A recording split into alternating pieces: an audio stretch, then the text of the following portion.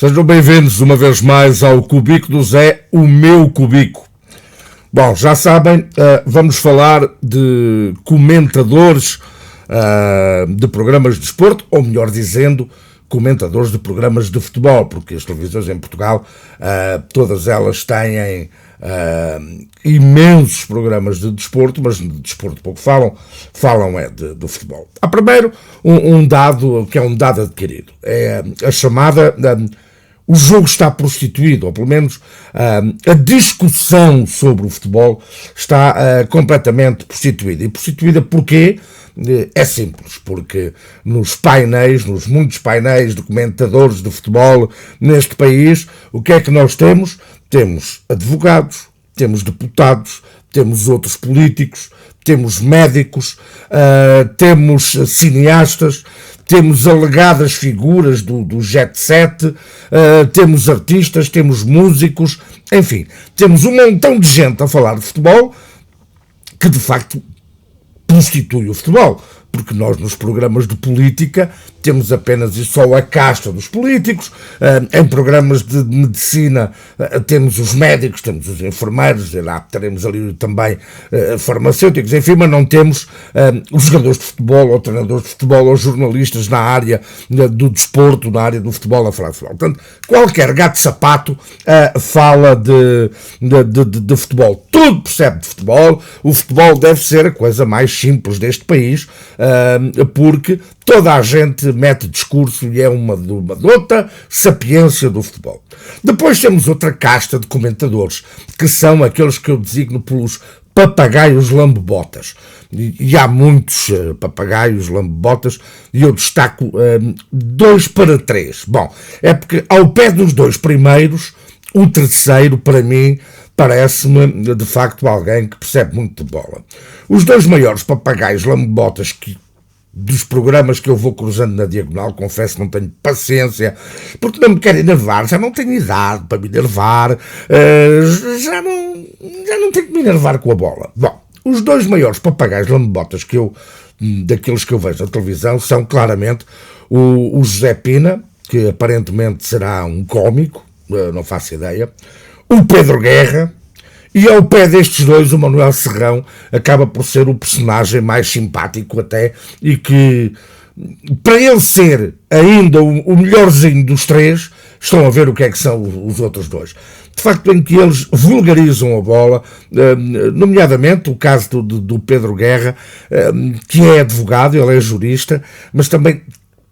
Enfim, as figuras tristes que ele faz são de facto comparáveis, não é? E compatíveis com as figuras tristes que esse tal José Pina também faz nos programas de televisão. É esta gente que está entregue, e porque interessa, não é? Obviamente, no país em que os Big Brothers e as Casas dos Segredos e outras coisas parecidas têm a liderança e obtêm a liderança das audiências, obviamente que faz sentido ter Pinas e Guerras a fazerem comentários de futebol. O que perde é o futebol, porque o futebol é uma coisa séria, não sendo a mais importante do mundo, mas ter personagens destes a falar de futebol, a mim, que joguei futebol, que fui jornalista especializado na área do futebol, que amo o futebol, mas a mim faz-me urticária, faz-me comichão, enfim, provoca-me algumas coisas. Bom, depois temos os teóricos da bola,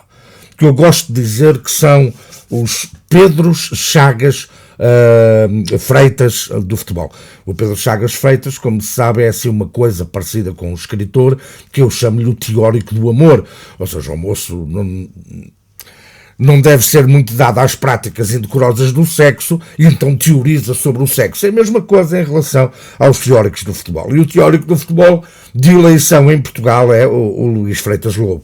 Não estou a pôr em causa a sua capacidade histórica e conhecimento histórico que ele tem do futebol. Ele, de facto, sabe muito sobre a história do futebol, porque sabe, ele é um estudioso do futebol porque ele tem um arquivo fantástico de futebol, quer em jornal, quer em cassetes de Betacam e VHS, quer já num arquivo já digital, enfim, é de facto um grande historiador de futebol, mas como comentador de futebol, de estar a descrever o jogo, para mim é zero. Bola, porque é chato, e mais chato, e depois eu acho que ele percebe tanto do futebol dentro do campo, jogado, percebe tanto disso como eu percebo do lagares de azeite.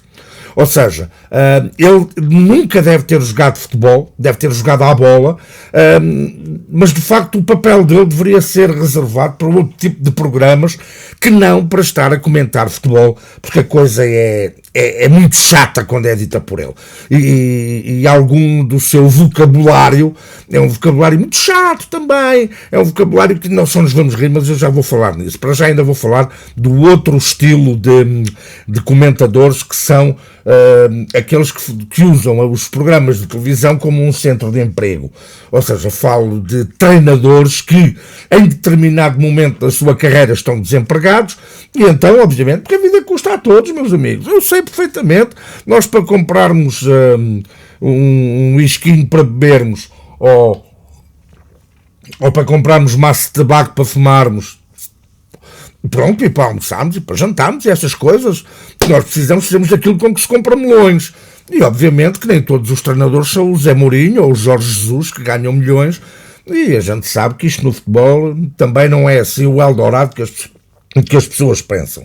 Então alguns desses treinadores desempregados aproveitam aqueles hiatos de tempo em que estão desempregados e vão fazer comentários nas televisões. Qual é logo o problema à partida? Eles não vão fazer comentários nas televisões para fazer disso uma carreira profissional como vemos noutros países, em que há jogadores que deixam de jogar futebol, não tem mais nada a ver com o futebol propriamente dito dentro do campo, então vão fazer comentários para as televisões e para as rádios, enfim, e fazem disso a sua carreira.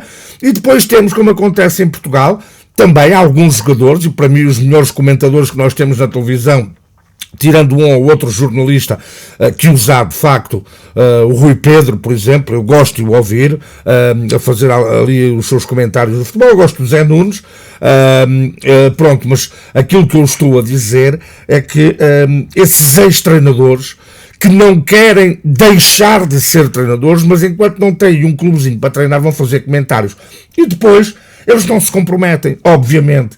Há lances duvidosos, há situações mais em que é preciso, como diria o Dante Alighieri, em que os recantos mais sórdidos e mais quentes do inferno estão guardados para aqueles que em momento da crise não tomam uma posição, ou seja, esse tipo de comentadores, treinadores momentaneamente desempregados, ficam ali em cima do muro. É o ninho, nem sim nem não, porque não se comprometem, porque não sabem se de hoje amanhã aquele clube com a qual eles estão a comentar negativamente este ou aquele lance ou esta ou aquela situação, não poderia ser um clube cujo seu nome estivesse nas cogitações dos dirigentes. Portanto, essa é outra situação. O mesmo acontece, e voltando só rapidamente atrás, para não demorar muito tempo, porque de facto este meu cubico tem sido muito comprido, muito grande, tenho que passar a reduzir a coisa.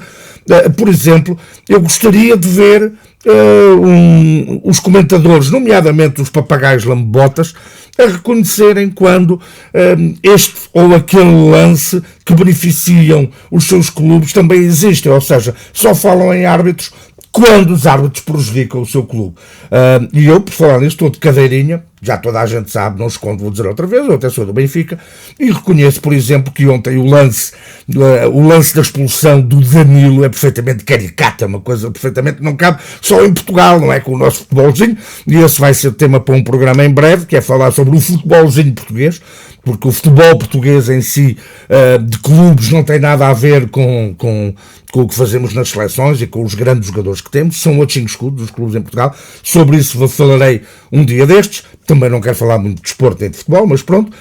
Mas de facto essa expulsão do Danilo é uma burrice. Eu gostava de ver um comentador afeto a um clube que não o Futebol Clube do Porto, neste caso, reconhecer que aquilo é um nojo, uma expulsão daquelas do Danilo é um nojo. Como eu próprio reconheço, estive a ver o lance do penalti contra o Sporting em Setúbal, e eu tenho muitas dúvidas que aquilo seja penalti. Há ali um toque, efetivamente, há ali um contacto, mas depois é muito relativo, ou seja, não é daqueles penaltis que a gente diga que efetivamente é penalti. Claro, tenho muitas dúvidas. Pronto. Agora, para finalizar, a falar sobre a linguagem que, nomeadamente, agora uma nova vaga dos tais teóricos da bola teimam em utilizar. Há adjetivos que eu só não choro, porque de facto o futebol, apesar de tudo, não é assim uma coisa. Mas, por exemplo, bascular. Lembro-me logo, quando ouço bascular num jogo de futebol, lembro-me da Galuxo, que é uma empresa cá ali para o pé de Pinheiro de Louros, que monta basculantes nas caminhonetas que carregam pedra e que carregam areia. Depois, outra coisa, jogar com critério.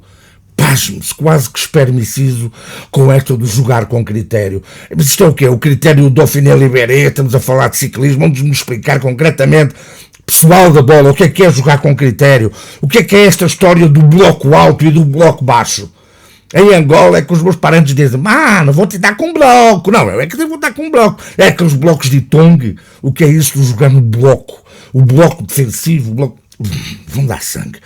Depois há uma outra situação também muito curiosa, aquela expressão que é a defesa baixa e a defesa alta. Defesa baixa é quando são anões, quando temos titicos a jogar na defesa, e a defesa alta é quando são todos tipo do tamanho do meu amigo Idalécio, que está em Londres agora, que tinha pai quase 2 metros de altura. Se é que é a defesa alta, é a defesa... Depois, a outra expressão deliciosa, jogar entre linhas.